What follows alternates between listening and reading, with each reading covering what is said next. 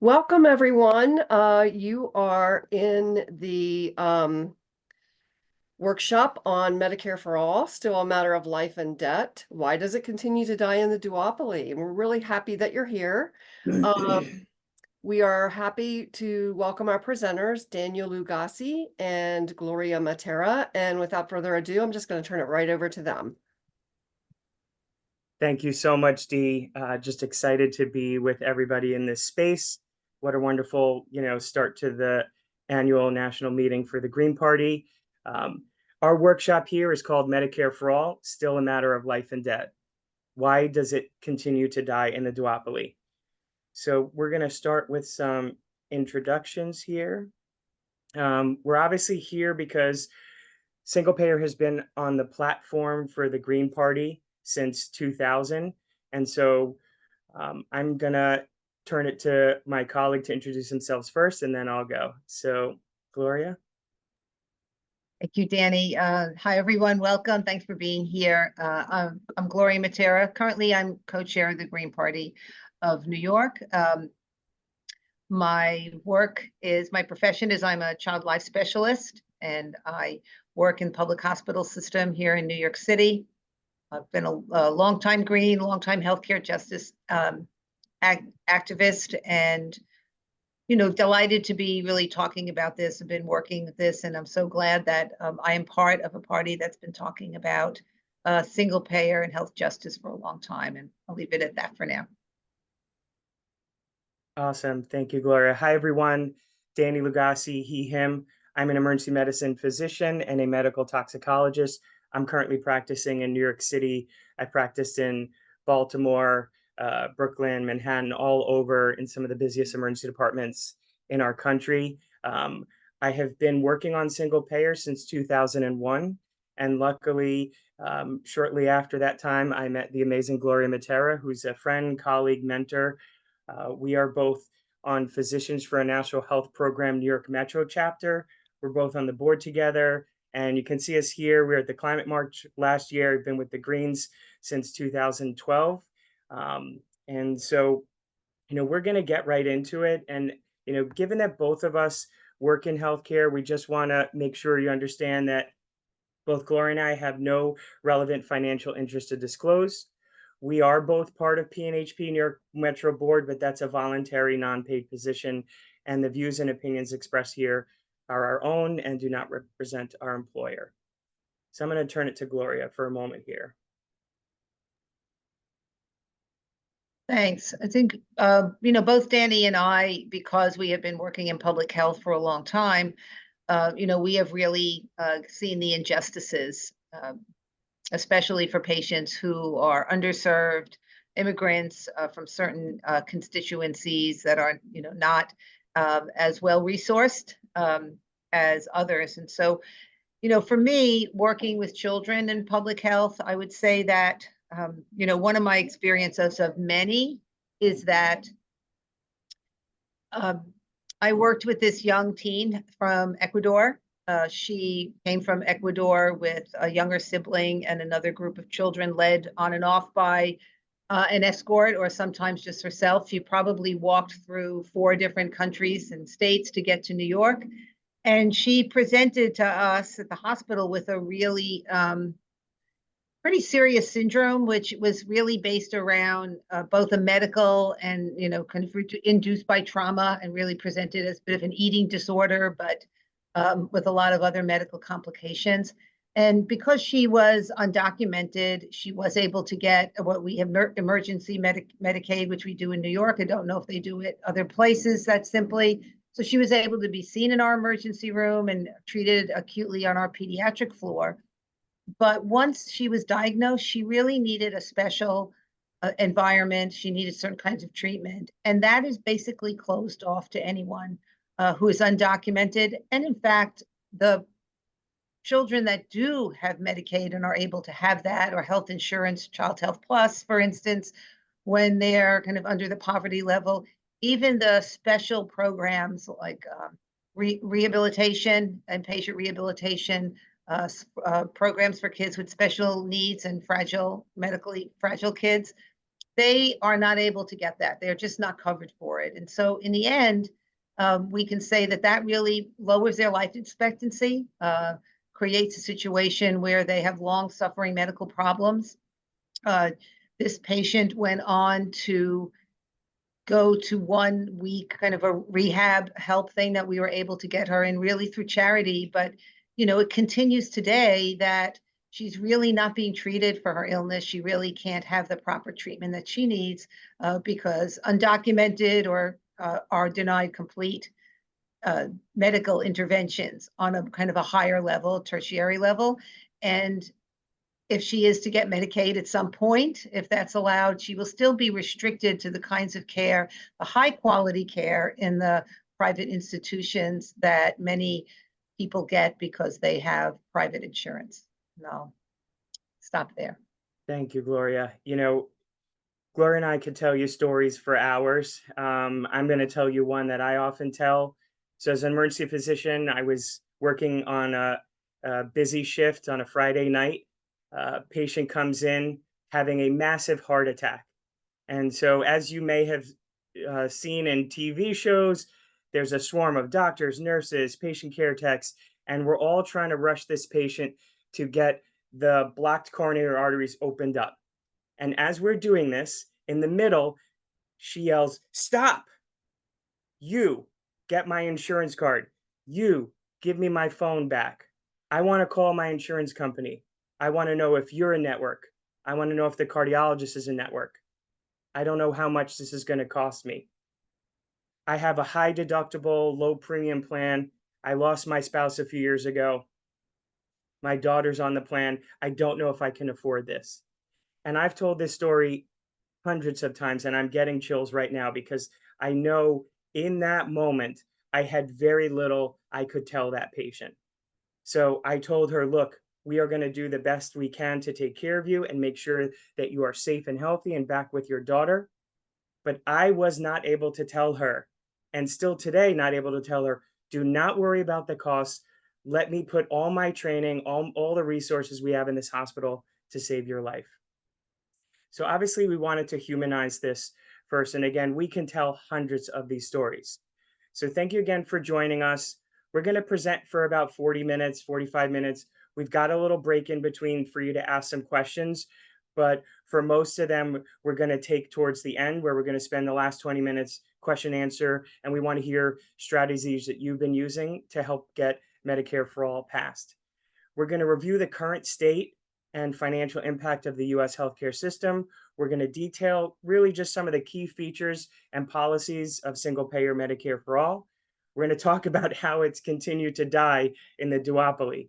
And then we're going to demonstrate some action steps for advocacy. So I'm going to just jump right into it. Let's look at the costs. And I've been working on this since 2001. And I want to just prime us with remembering the premium is like your membership, right? So you have to pay that every month to get in. The deductible is the amount you pay out of pocket first before insurance covers any amount. Your copay is the amount that you, when you go to the doctor or hospital, that you pay. And your coinsurance is the percentage at the end of the day that your insurance company pays, and then you're left with the rest. So when I got into this work almost 23 years ago, we said, "Oh my God, can you believe we're spending over $1 trillion on healthcare?" Yeah, well, the latest numbers are almost 5 trillion a year. Again, getting into this work, oh my God, can you believe a family of 4? It's almost $7,000 the premium. That's the combo of the employer and the worker paid. Well, again, just the latest numbers, it's almost $24,000 a year to cover a family of 4. How about those deductibles? You probably have heard they're rising, rising, rising. Here's a chart almost the last 20 years that shows you there are some folks who have deductibles over $2,000. And that's almost a third of people with single coverage. When we look at families in different plans, I thought this was outrageous. I couldn't even believe it. Some folks, up to 24% in one type of plan, have a deductible over $6,000 for their family. So that's after copays, premiums. Every year, they're going to take $6,000 out of pocket first. Here's a slide you've probably seen before, American exceptionalism.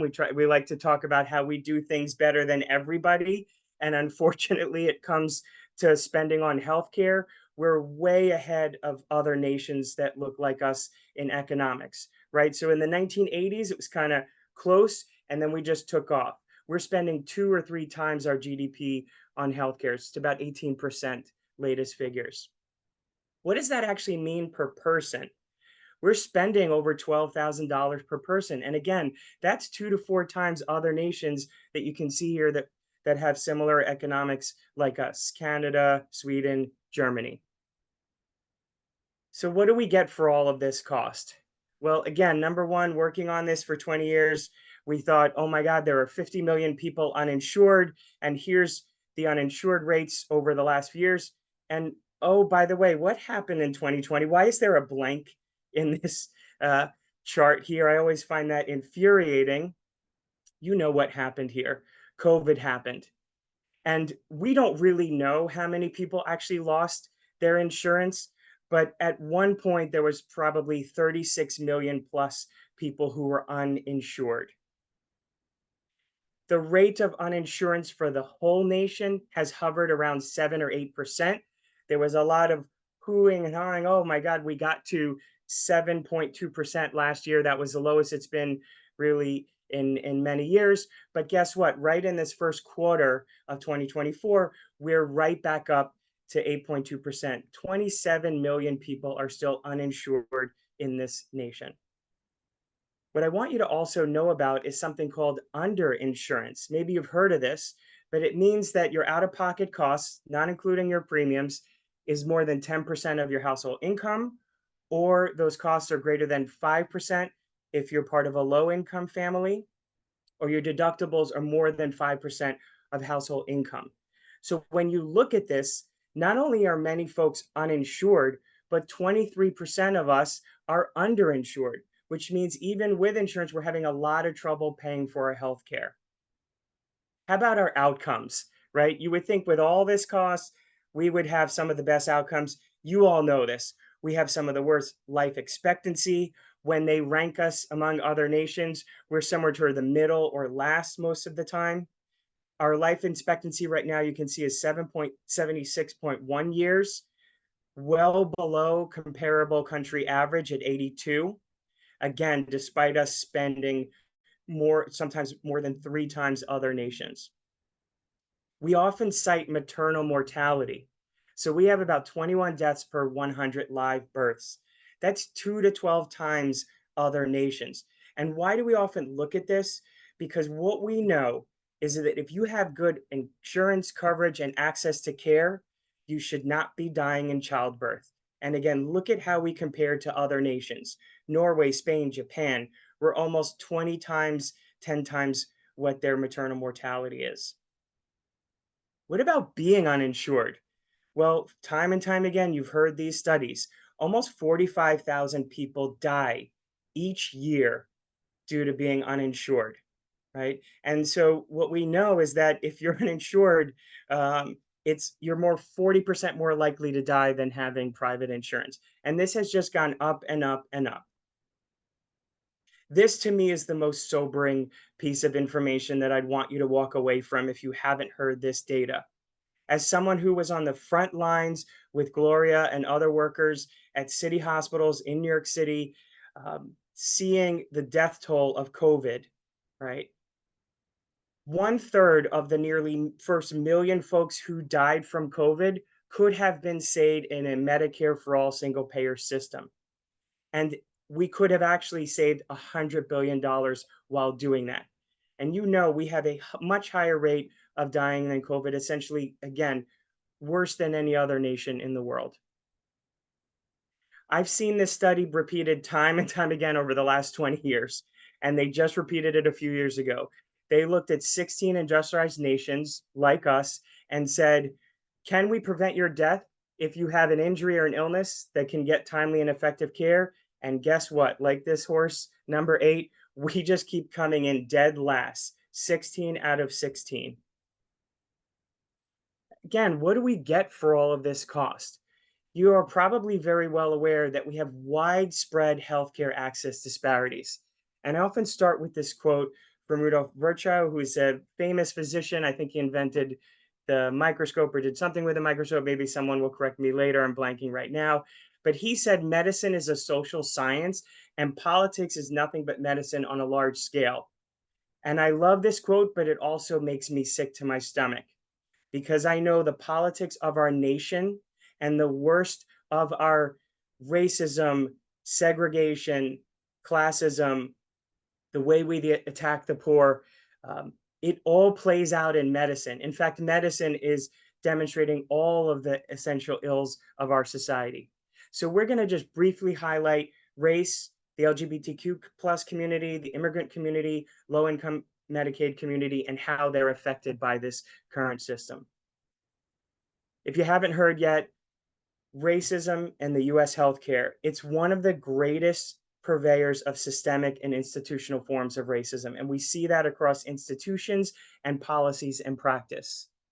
Again, when looking at when looking at maternal mortality, when we look at Black maternal mortality in the United States, Black women are more likely to die in pregnancy 3 times the rate than their white counterparts. And you would think being in a progressive city with lots of great healthcare centers in New York City, well, that rate at one point was as high as 12 times their white counterparts. It's now closer to 5 to 8, but it is still a very embarrassing statistic. People of color and Black folks make up the majority of the uninsured, and they would benefit from a universal healthcare system the most. Another great study that I'd love for you to read and look at, but I'm going to highlight it. Some of our single payer researchers looked at New York City and Boston, and they compared public hospitals and academic medical centers and looked at the racial mix of those patients. Well, quite simply, 50% of Black patients would have to switch from public hospitals to academic medical centers to equalize those rates. And the folks who are on Medicaid and who are uninsured, as you're probably aware, they're less likely to go to the academic medical centers. Here's a chart that compares areas that Gloria and I live and work in. And what you're seeing here is yellow bars for Medicaid, patients who are living with Medicaid insurance, and black bars for those who are uninsured. And what you're seeing is that the academic medical centers have a very low rate of patients who are living with Medicaid insurance or uninsured. Turning for a moment to the LGBTQ plus community, when compared to their heterosexual counterparts, they're more likely to be uninsured, they're more likely to report delay seeking care, and they're more likely to receive care in the emergency department. And as an emergency department physician, I love to take care of everyone, but as we all know, the emergency department's not a great place for your primary care and routine care. You wait hours, and it's not an efficient place for general care. When we look at compared from our cis and transgender folks, we see that folks who are transgender are reporting greater numbers of being uninsured, and they're reporting a greater number, 19% to 13%, of having barriers to cost of care. As a son of 2 immigrants, born and raised here in New York City and Queens, which is considered one of the most diverse cities, areas in the whole world, it's important to highlight, as Gloria mentioned in the early part, what are the differences that we treat immigrants and our healthcare in the United States? Well, first thing I would like for you to know, our healthcare system won't work without immigrants because they make up 17% of the healthcare system, of the total, and they're also about 17% of the total workforce. They make about a quarter of nursing, psychiatric, and home health aides. So there's a myth around there, you know, the undocumented folks are the ones who are eating up all the costs. They're the majority of the uninsured. No, that's wrong. In 2022, only 15% of the uninsured were folks who were ineligible due to immigration status. That's only 4 million of the nearly 27 million who are uninsured. And remember, we're a nation that's about 330 million folks. Here's another dirty secret that people don't want to talk much about. We tax our immigrants into the Medicare system, but they're never able to access that care. In fact, Non-citizen immigrants contribute $75 billion more over about a 6-year period of time than the amount they use in healthcare costs. And for US born folks, we take out 98 billion more than we contribute. So our Medicare system would go under without taxation of immigrants. You know, something I learned from Gloria right here in New York City, there's a really sobering report that shows that many of our immigrants can be organ donors, but they themselves don't qualify to receive those organs. It's not much more that I can say to that, just that simple fact. Our healthcare system is an attack on the poor. Our inequality makes us, in quotations, US sick. You're all very well aware of the stark income inequality that we live with in this country. Well, this chart is showing you the yellow triangles. Those folks who are in a low-income family, less than $29,000 a year for a family of 4, they are the ones who are more likely to be uninsured for part of a year, 1 year, or 2 or more years. When we look at lower income folks compared to higher income, they're more likely to skip care. They're more likely to skip mental health care. But interestingly enough, they're both reporting problems paying for medical bills. Here's another myth to dispel. Oh, the uninsured folks are just not working. Wrong. In fact, more than half have a full-time, at least one full-time worker in their family, which is where we'll talk about in a moment, where you're supposed to get your insurance from your employer. Another 16% added to that have part-time workers in that family. We have created a system which we sometimes call job lock, where your access to healthcare is linked to your ability to pay. And I've heard many times folks saying, you know what, I want to leave this terrible job for another job, but I can't be without my healthcare benefits. Or this other job doesn't allow me benefits. Or when I take this other job, I'm not going to get healthcare benefits for 3 months. It's important to note throughout this talk, we are not really talking about healthcare. We're talking mostly about coverage and health insurance, and they're not one and the same. They can be different conversations, but we are honestly just focusing right now on the travesty of our coverage system in the United States. We've treated healthcare as a commodity, something that can be bought and sold on Wall Street. And I think that that has created just a moral emptiness in our society. And for me as a physician, it just infuriates me. It embarrasses me that this is the way we're delivering care, and it doesn't allow me to do the job that I was trained to do. So in summary, compared to other nations, we spend more than everyone else, we get less, we have poor healthcare outcomes, we have wide care health disparities, we don't cover everyone, and oh, by the way, we have one other thing, and that's bankruptcy due to medical bills. And I always stop at this slide. Look at this infographic here. We send almost 700,000 folks into bankruptcy due to medical debt each year. What is that compared to other nations like Canada, Germany, Japan? It's not half, it's not a quarter, it's 0. We will take away your house, your car, your assets if you cannot pay for your health care. In fact, that's the majority of personal bankruptcy. 60% are due to medical bills. And what I think is really even more important to highlight, I call it the 60-60 rule. So now what you're seeing here is 61% of folks who went into personal bankruptcy due to medical bills did so while having private health insurance. Another 15% recovered by Medicare and Medicaid.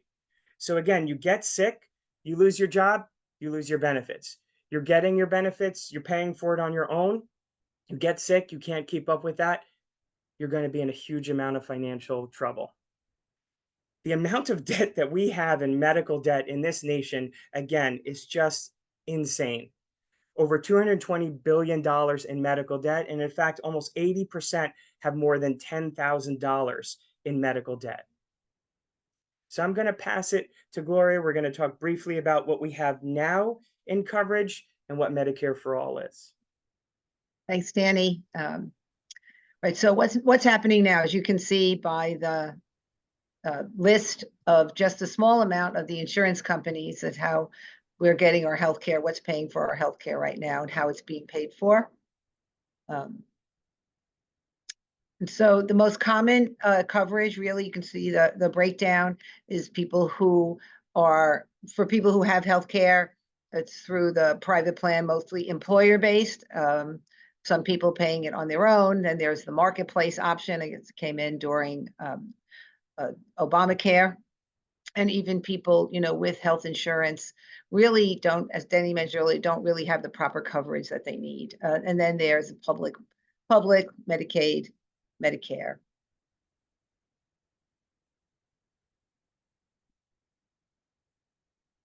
So, right, so three different ways that we have payment options: the private health we mentioned, personal or employer.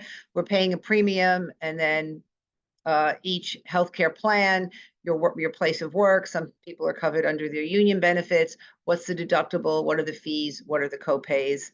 There was a big disruption in the union I'm in around the contract negotiations this past year, where they wanted to change a lot of the healthcare coverage.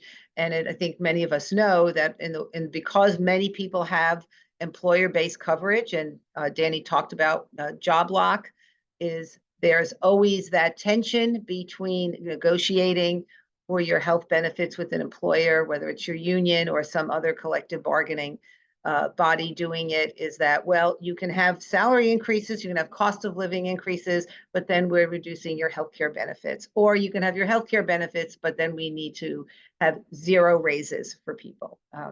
Medicaid, which is for low income and other people who have different disabilities, unable to work, and Medicare, which at this point is only for those 65 and older. Next slide. And so here you see how complicated our system is right now, and convoluted. I think this slide is kind of just an excellent example of what's happening. Some of it we're paying for public, we're paying taxes, and some of it goes for public funding programs you may not even be taking advantage of. It pays for huge administrative costs. There's a lot of waste in that. And, next slide. All right. So what is Medicare for all? And the Green Party has been advocating and organizing to win national improved Medicare for all. It's in our program. And so that's certainly a place that you would see it. You can go to our platform and read the details about that. There's a lot of parts to it and talking about covering everyone and the types of coverage which should be.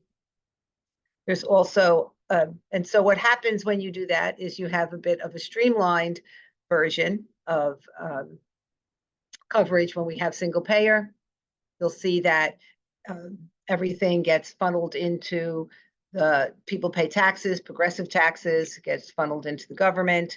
And then the funding for the public health insurance plan is done, which covers doctors' offices and hospitals. We want to emphasize about being progressive taxes, which has not always been the case. The basics of single payer, it's remove for-profit health insurance completely. I also want to comment on that because the Green Party is really, obviously, we are very committed to workers' rights. And so in any situation, whether it's moving from a private health insurance to single payer Medicare for all, to transitioning away from fossil fuels to more renewable energy sources, that we believe in and make allowances for a just transition, which means the workers working for insurance companies are not the people that should be blamed. Those are the CEOs making huge salaries. It's really that people will be transitioned and provided jobs and job opportunities in a different sector, in the single payer public options. Well, it's not really public option, I won't say that, is the single payer system. And so it's removing for-profit health insurance. It's universal and it's equal access for everyone, whether they are a citizen or not, that every resident would be covered, and it controls spending and cost.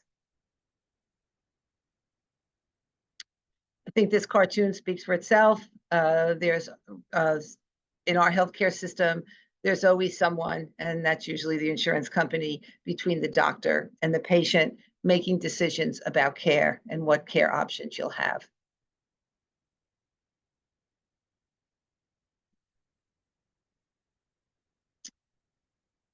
And this is, you can see how the overhead really is what is driving all the costs, why this is so expensive, from high administrative costs to huge CEO salaries that continue to go up.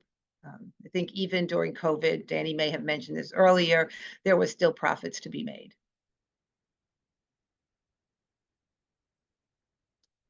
And then finally, for my part, you can see 31 cents of the healthcare dollar is spent on non-value added care in the United States. The comparison, which we've always done over the years because it's closest to what we can probably implement here, is what we've been pushing for, is it's almost half that in Canada. I think I'm turning it over to Danny. Thanks, Gloria. So just continuing on some of the highlights here, when we talk about Medicare for all, we talk about universal access and coverage for everyone. You often hear us maybe chanting from cradle to grave. So from birth to when you die, you are covered. And I want to highlight again that everybody living in the United States will get full access to all necessary health care, right? So medical, dental, vision, mental health, prescription, etc. Your choice of doctor, sometimes there's that myth out there, well, oh, I don't want the government to tell me which doctor I can go to. Well, guess what? Right now, you are restricted to going to your private health insurance networks or Medicaid restrictive networks. You know this if you've dealt with anything with your insurance. So this gives everyone the full choice to go to whatever doctor or hospital they want to. I could bore you with hours of studies, both left-leaning, right-leaning, centrist, studying a single payer system on a national level, on a state level, which we'll talk about in a moment. And time again, it simply shows the one way to cover everybody, give them all the necessary health benefits, is a single payer model or a Medicare for all model. And in the national studies that we looked at, you're going to save $500 to $600 billion per year. And that will give you the ability to cover everyone. And it will finally control those costs that I showed you at the beginning that were rising. I want to also be clear, as Gloria alluded to, we often talk about an improved and expanded Medicare for all. If you've talked to folks who are living with Medicare, they tell you, hey, I went to the doctor and, you know, my eye exam is not included or this is not included, right? So we've continued to attack Medicare. So we want an improved Medicare for all that includes all of the necessary benefits. We want expanded Medicare for all. We mean that, and you hear us say everybody in, nobody out. That means, again, from cradle to grave. And now you're hearing us also say protect Medicare, right? Because it's under attack. So again, remember that Medicare for all is a privately delivered, meaning the hospitals will still essentially function the same way that they do, but it's publicly funded. And that's what happens when I see folks who are over 65 who are living with Medicare insurance. Just a brief moment. Why do we have to protect Medicare? Essentially, the evils of privatization in our nation have entered the Medicare system. And what you're seeing here is that almost half of individuals on Medicare are now on what's called a Medicare Advantage plan. Gloria and I could talk about this for hours, but this is a huge scam to privatize a public program. In fact, a recent study just came out. Since 2007, Medicare Advantage programs are overcharging the government $612 billion. And they were found to overcharge the government $82 billion last year alone. So we're going to stop here just for about 5-10 minutes. We want to focus on any questions and answers about single payer Medicare for all. And then we're going to obviously move towards why we think it's dying in the duopoly and what ways Greens, you and I and everyone here together can advocate for that system. So Gloria, I know you've been looking at the chat. You want to bring something up that, Yeah, I'm or looking to D? see if, Thank you. please, yeah, feel free to put your questions there, but I'll kind of see. Most people kind of just commenting. Certainly, one comment is that, in some ways that people who are on Medicaid, even though it's not covering all the things, or maybe there's not that many options, are happy with that compared to when they were on private insurance. And that's, I think one of the problems with Medicaid that we like to talk about is, it's means tested, and certainly in the situations where I see at work, a lot of families, even with Child Health Plus, so that's an option for children to be on, even if parents aren't covered. You constantly have to reapply. You have to fill out lots of papers. You have to prove about your income or lack of income. And so someone is asking, can you briefly describe, and now I've just lost that question. Medicare for all again, please. The M4A, the way you presented it, Danny. Oh, sorry. Yes. So M4A is like a short term or social media hashtag Medicare for all. Yep. Is that answering their question, you think, Gloria? Yeah, I don't know if you were asking what M4A was exactly. Yep. Yeah, and then what is the progress of statewide Medicare for all? I think We're we going may to be talk about, talking about we're that. going to talk about that in we have more some slides moment. for Thank you that. for bringing that up. And, And so I would add to Gloria about Medicaid. Look, it's always better than having no insurance, and studies have showed patients will have better health outcomes from that. But the part that drives me nuts is that we literally value people's lives differently in this nation, right? So Medicaid doesn't reimburse at similar rates to private health insurance and Medicare. And so you're basically telling folks, like, I don't know why that we have to send that message from the healthcare system that your life or your medical concern is differently valued, right? It's wild to me that we still allow that as a nation. right. Great. So I think people are thinking about next steps, Gloria. So should we just jump into that next part? Because they're great questions here that Yeah, we've got do some you think that things. having a non-government system of public funding, like NPR, like we has that in public radio, right, is a good model? Would it be better because of widespread perception of quote unquote government, right? People don't like that, but maybe we can move into state, and we can give a little thought about that. Sure. No. And, people don't really complain about the government pays for the fire department and the roads and many of the other social structures that keep us alive, and public goods. In most countries, they who have single payer Medicare for all, they just don't think about it that way. They recognize that it's a right, and they recognize just part of our, commitment to society. So we're going to jump into the age-old question. If it makes so much sense and we have such terrible healthcare coverage and disparities in this country, why does it continue to die in the duopoly? And some of the things that Gloria and I have heard many times over the years are things like, we must protect the Affordable Care Act. I believe in it, but it'll never get passed.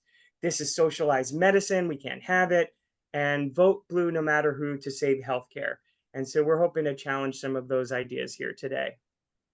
Why do we think it dies in the duopoly? We're going to cover 5 areas: lobbying money, myths about public support, is the Affordable Care Act actually affordable, democratic roadblocks, and some other myths and barriers. So the lobbying money in healthcare is tremendous. And just alone, we're looking at 2023 and 2024, and that's just Q1. So this is 1 quarter of 1 year. Pharma has spent over $9 million in lobbying. The American Medical Association has spent over $7 million. The American Hospital Association, and down the line. And again, this is just for 1 quarter of 1 year, and you can see it's higher than it was last year. The healthcare sector contributes greatly to both Republican and Democratic candidates. Here's the money that was contributed from the healthcare sector for the last presidential election in 2020, and you can see just huge sums of money. Again, something that infuriates me every time I think about it and look at it. These are the latest numbers from 2024. So far, over $378 has been spent. Sorry, $378 million on healthcare lobbying. But what is even more stark is that half of those lobbyists were former government employees. Now, when we look at the partisan breakdown, here's a slide that explains it all and one of the reasons it dies in the duopoly. When we look at the contributions total, it's about 50-50 from the pharmaceutical industry. And when we look so that they're 50% are essentially contributing to Democrats and 50% to Republicans. When we add up that money of lobbying from the pharmaceutical industry, in fact, 54% of the total sum of money is going to Democrats. When we talk about the public support for Medicare for all, I think we're both confused and lied to about this. Time and time again, and it gets higher and higher and higher, the overall support in many studies is anywhere from about 60 to 70% of all voters. But when we look at Democratic voters, it's almost 90% believe and support a Medicare for all system. Independent voters, nearly 70% in this study. Now, we may ask ourselves, well, we're looking at Republican voters here, and 62% of them in this poll oppose a Medicare for all system. And I think most of that is related to the issue of education, messaging, and propaganda. Because when we use Medicaid, which is a public program, what you see here is that if you have a personal connection to Medicaid, meaning your family has it or you're covered with Medicaid insurance, you actually, as a Republican voter, have a favorable view of Medicaid, right? If you have no connection to it, you 75% of the time think it's a welfare program. So again, when it's something you receive, you're positive. When it's something you think you're told should be a negative for other folks that live around you, it's seen as a handout. When we look at medical debt, a picture tells 1,000 words. Look at this picture side by side. Our red and blue states, and then the states with the darker colors of blue and darker shades of blue are the states that hold the majority of medical debt. So actually, in many of the Republican red states, here's the top 5 states that hold the greatest share of medical debt: South Dakota, Mississippi, North Carolina, West Virginia. Those are red states. Georgia's right behind at number 5, obviously in a blue state. Should we be protecting the Affordable Care Act? Well, I know Gloria and I, when it was being debated, we were out there in the street saying, no, this is not what we want. This is a disaster, and this is not something we should be moving towards. Now, here are the major provisions of a Affordable Care Act system. Yes, it's giving folks the option to buy health insurance on the exchange. There's a maximum out of pocket, and it said that states should expand Medicaid, but let's take a closer look. So the health insurance exchange basically said, if you make from 138% to 400% of the federal poverty limit, we will give you a subsidy to pay for their health care premiums. So pay for you to get private health insurance. And oh, by the way, you get to pick a medal, kind of like the Olympics, although there's 4 options instead of 3. Bronze, silver, gold, platinum. Bronze is you pay out of pocket a lot when you get sick, but you have a low premium, and platinum is the reverse. But let's call a spade, right? Look at this chart here. These are insurance company stock prices after the Affordable Care Act. Yeah, that's the orange line there, right? So these subsidies have contributed greatly to insurance company profits. And again, these subsidies are our taxpayer-funded, collected money that's going to help people buy private health insurance. There was an individual mandate that forced people to buy insurance through the exchange and gave them a financial penalty. That was, as you know, eliminated in 2019. That maximum out-of-pocket limit, well, a few years ago, it was about $6,000 for an individual, $12,000 for a family. I have to constantly update these pieces of data. So right now, it's $9,000 for an individual or almost $20,000 for a family. And if that doesn't sound already like an insurmountable amount to be saddled with as far as debt, even though it's the maximum out-of-pocket, it only applies to in-network. And I've know tons of stories of patients who don't even realize they're going to doctors out of network for emergency care And they're saddled with hundreds of thousands of dollars of medical debt. And it does not include your premiums. And what we've seen after the ACA, that it has not slowed down medical bankruptcy or debt. That Medicaid expansion where the ACA said states, you have to increase your Medicaid eligibility from 100% the federal poverty limit to 138. And that's incomes here of 20,000 for an individual, 35,000 for a family. The Supreme Court ruled at that time that states didn't have to take this free federal funding. And you're probably aware of that because, again, you heard there were many states that said, no, we are not going to do this for our residents.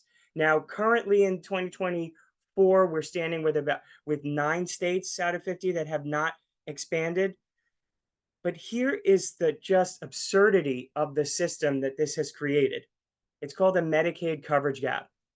So there are some folks who live in this center block. They actually make too much money. Yes, that's right. Too much money to be eligible for Medicaid, but actually don't make enough money to be eligible for subsidies. How insane is that, right? And when we look at the states that have decided to not expand Medicaid, it is a classic example of institutional racism. Because when you look at those states, those that would benefit from the Medicaid expansion are Black and other folks of color. And for me, someone who has studied the history of healthcare reform in the United States, it harkens back to what happened when Medicare was incepted 50 plus years ago, excuse me. Many hospitals in the southern part of this nation said, we don't want to take care of Black patients. They were very open and honest about it. But obviously it took civil rights movement and basically a mandate that hospitals had to participate.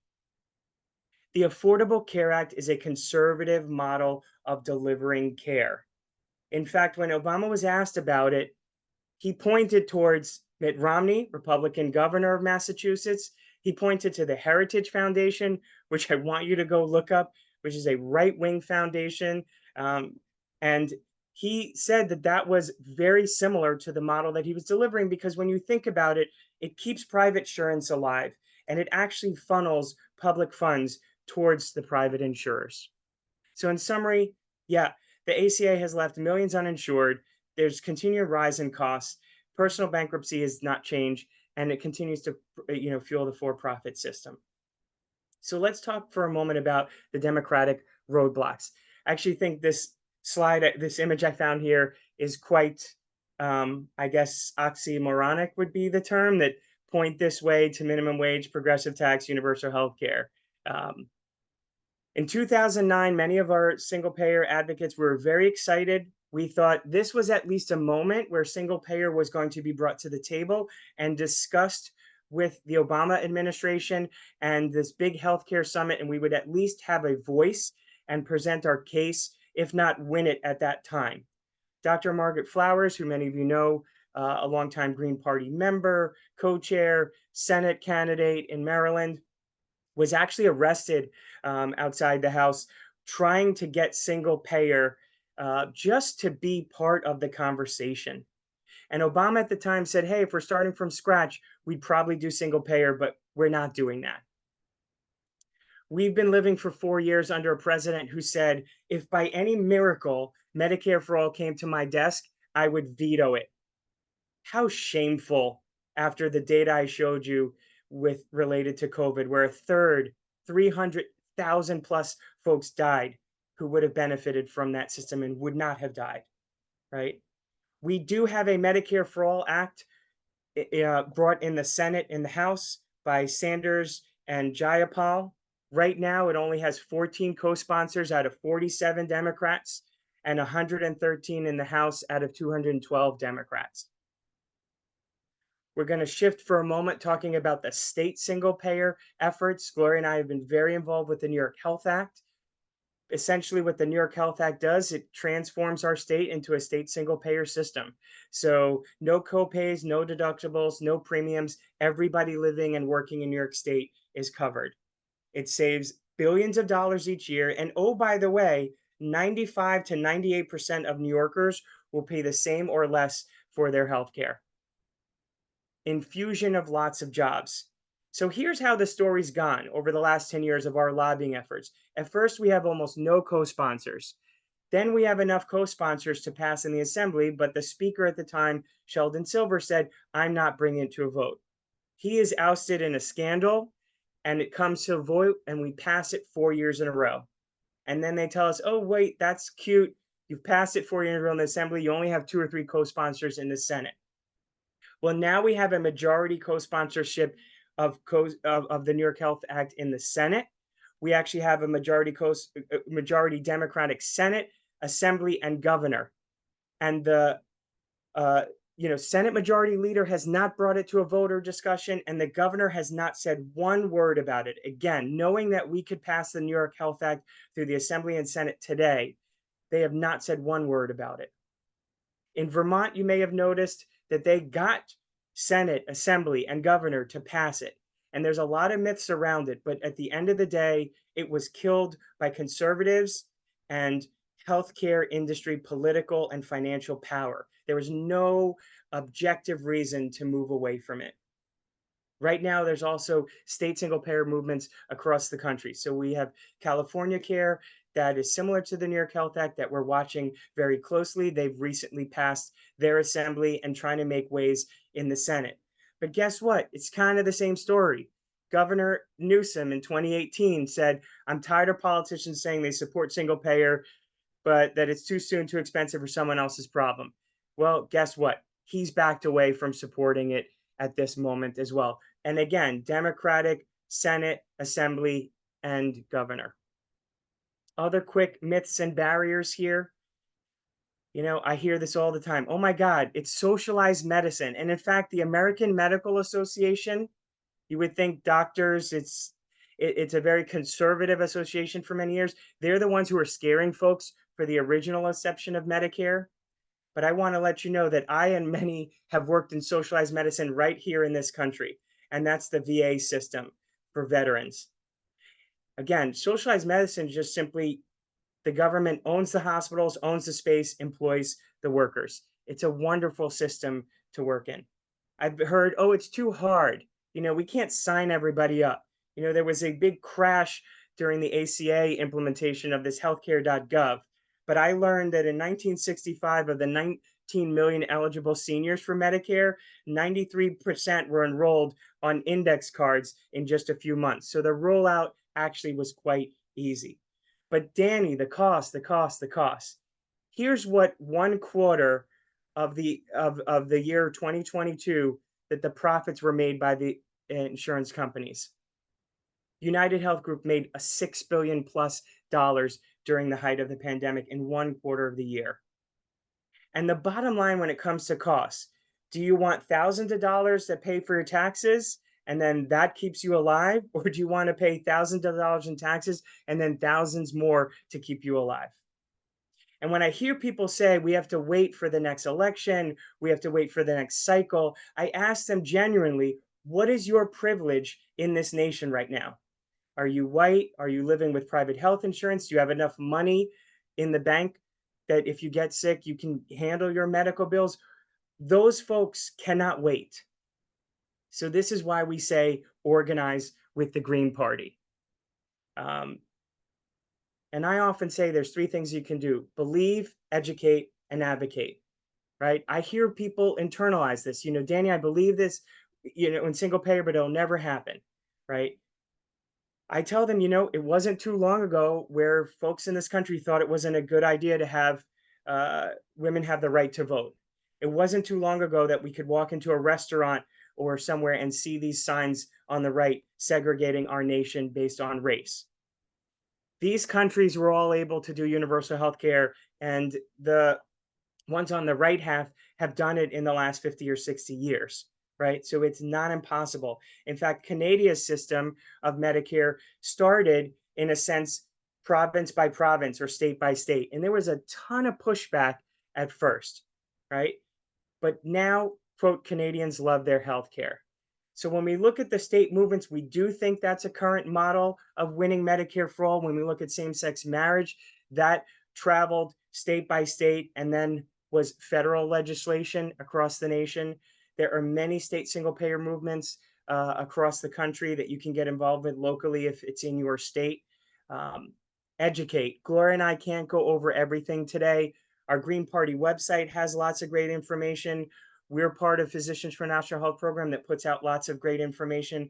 We suggest you look at Healthcare Now and National Nurses United site. So going to turn it to Gloria for our advocacy portion. All right, thanks, Danny. Yeah, we're winding down now, so people can put questions in the chat that we'll take soon. And it's, there are definitely different ways to advocate. Obviously, we can talk about that through the Green Party program, but there are so many other ways. You've heard some of the states that are already in the midst of that, and we really encourage people to join. There are so many different coalitions that we can join with. You can see for us, we have participated in several local initiatives around New York Health Act. There were large marches a few years ago, Medicare for All, around different places. You could probably go to the next slide, Danny. And yes, I was one of the Green speakers at a Medicare for All rally here in New York City when they were doing them different places around the country. I think you'll find that that it's really helpful for Green Party, local Green Party members or people that are interested in the Green Party, that believe in what we're saying, that join in with other groups. More local groups tend to be, I think, more open to having Green Party involved. I will say that sometimes you have to really push to be a speaker. And if you talk a little bit about the issue of single payer, of Medicare for all, that's usually welcomed. But we have to continue to push to say that only in a more equitable electoral system with electoral democracy, we'll be able to have a more equitable healthcare system by electing people who are not beholden, like the two corporate parties are, to lobbyists from the pharmaceutical companies and the insurance companies. Next slide.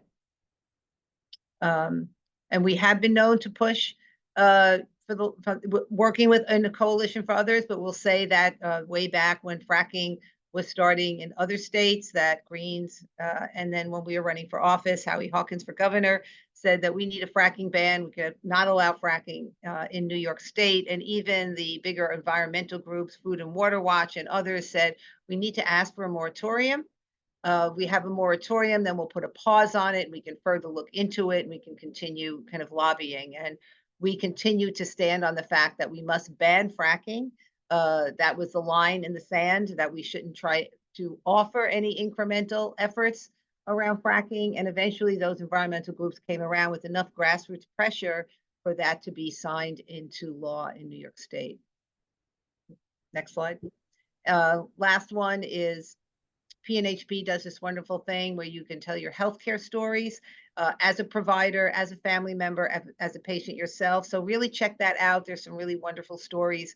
And that is when you're lobbying, when you're being part of the group of people that might be going to your state legislator or your city council person or your congressperson, to be able to tell personally how this healthcare industrial complex has affected you or people you love or the people you're caring for negatively. And so I think we'll stop here. And thank you, Gloria. I'm just going to end with saying, why we want Medicare for all, because again, it's the only way to deliver high quality insurance to everyone residing in the United States, regardless of immigration status, age, income, employment, and we need a Medicare improved and expanded for all. I'm tired of our system telling folks you're not wealthy enough, you're not born into the right situation, you don't have the right skin color, you don't live in the right state, you're essentially not worthy. We believe that Medicare for all will finally be one way to address the income inequality and the poverty attack that we have done on our citizens. I often talk about, I don't want to do a wallet biopsy, right? I want to take care of you as a physician, regardless of your ability to pay. I don't want to know what your insurance or ability to pay. And quite frankly, this is Gloria and I think we did a lot around Occupy Wall Street, and this was a great action where we used these flip banners, and we believe that healthcare is a human right. We often end with this quote: of all the forms of inequality, injustice in healthcare is the most shocking and inhuman because it often results in physical death. For those who don't know, this was the great late Dr. Martin Luther King Jr., for all that he stood for and for all that he recognized at that time before he was assassinated, that he saw what was happening in healthcare. I think of this quote and I'm embarrassed to see where we are today and where he would have seen. And I'm also reminded that he was assassinated, he was murdered for speaking.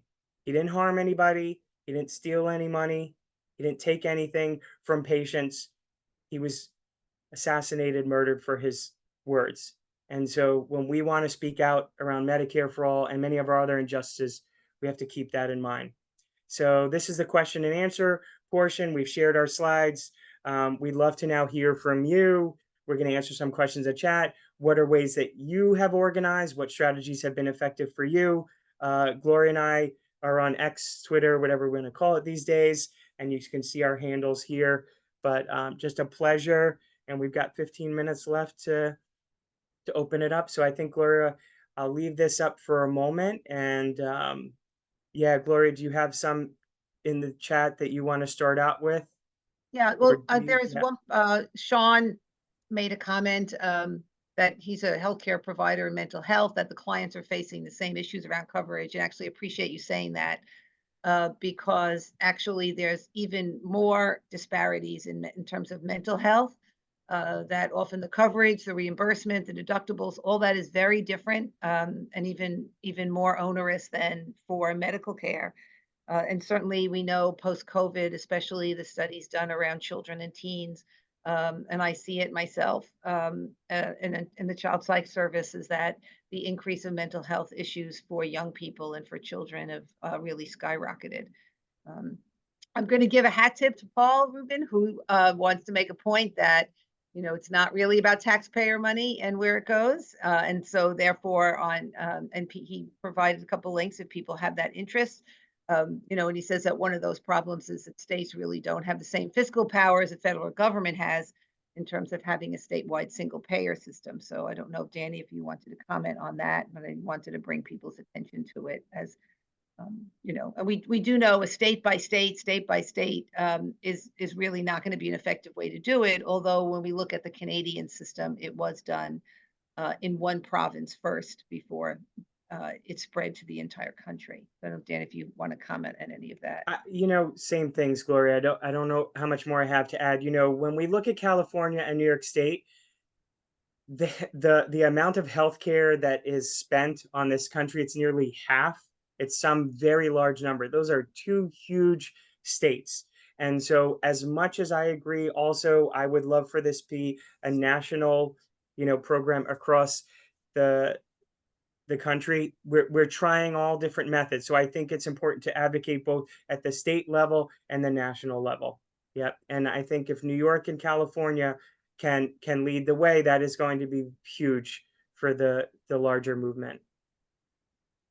Right. And then a few people have commented, and we'd like to hear a little bit, if you put in the chat, maybe any efforts or even in groups and coalition you're working with, but that, you know, we can connect with other groups, and even more, you know, progressive, many, you know, small d progressive Democrats that are fighting for Medicare for all. But the minute we talk about connecting that to electing independent left candidates who will be promoting the kind of system change we know is important for people and for the planet, that we either there's often silence or there's often a pushback against that. So we'd be interested if people wanted to put in the chat where they may have been successful or the kinds of groups they've been working with.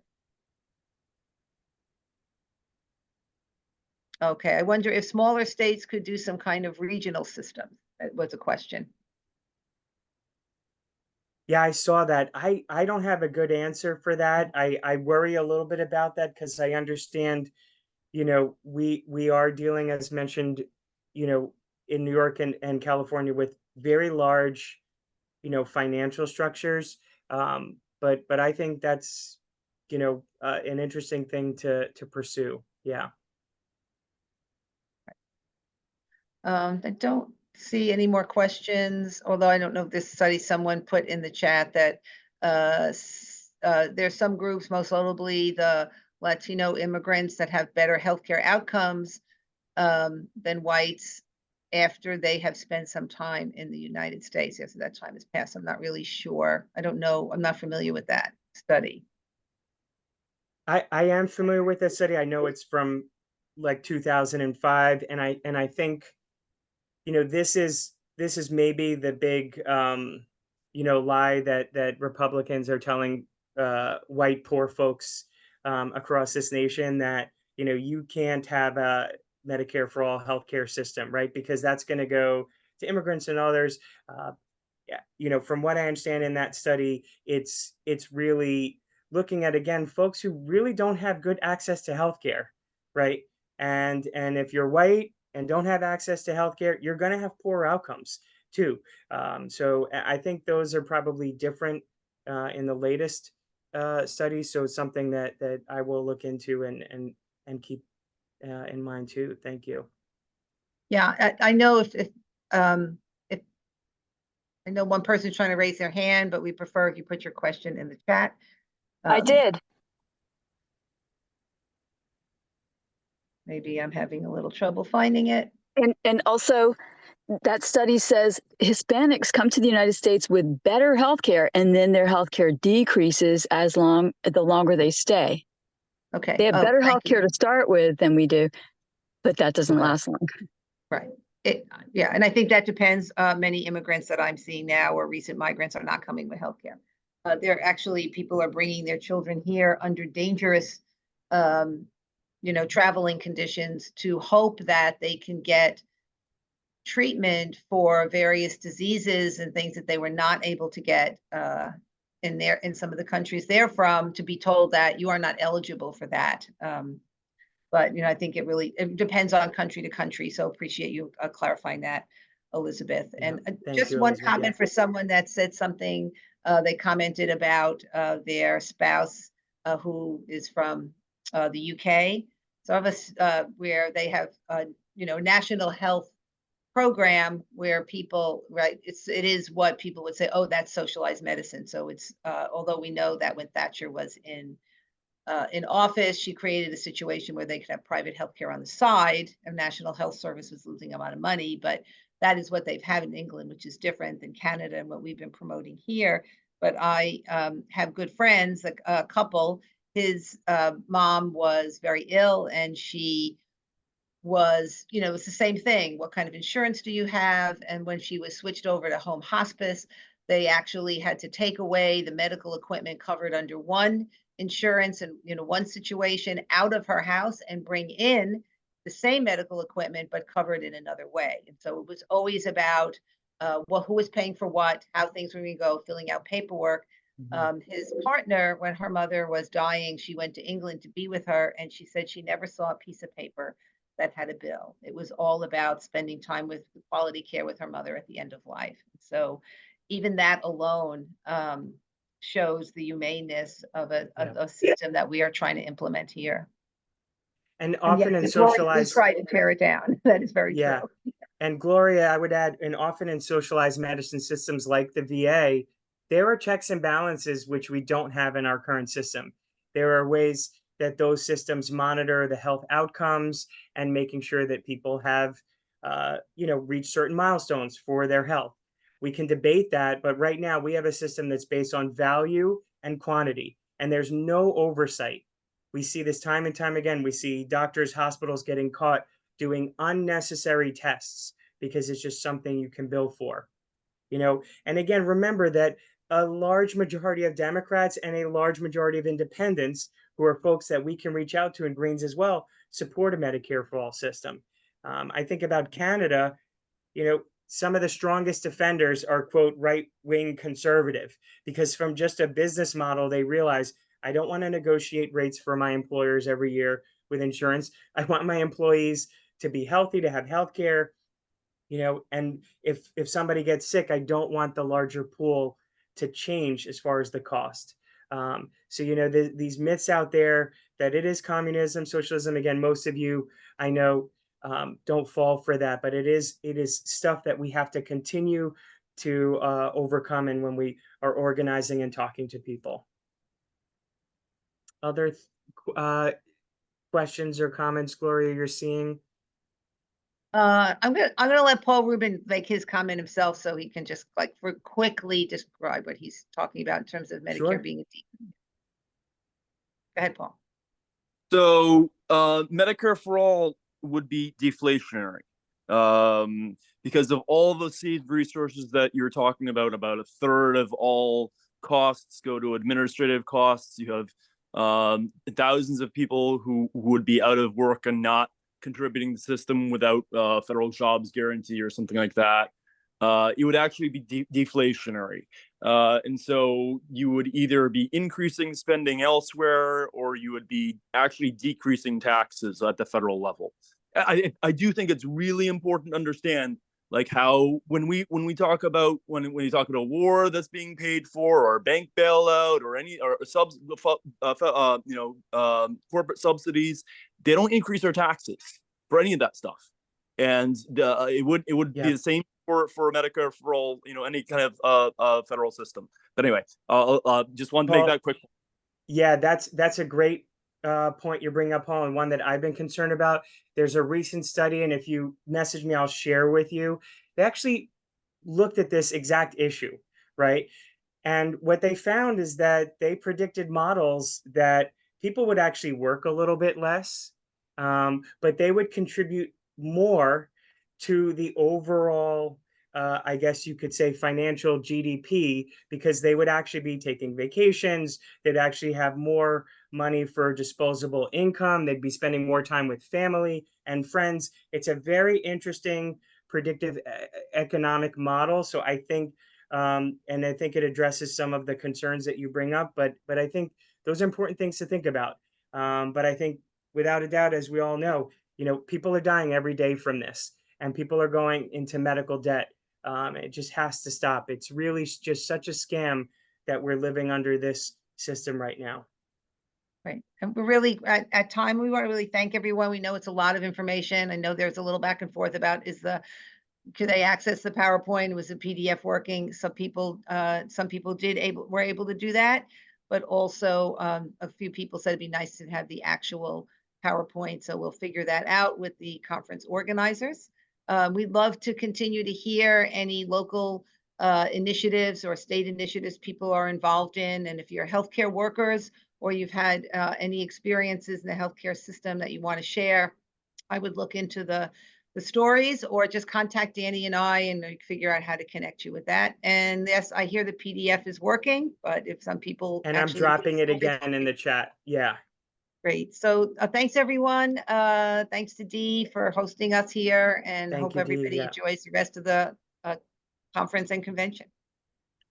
Thank you so much, Gloria and Danny, for this wonderful presentation. And thank you everyone for being here.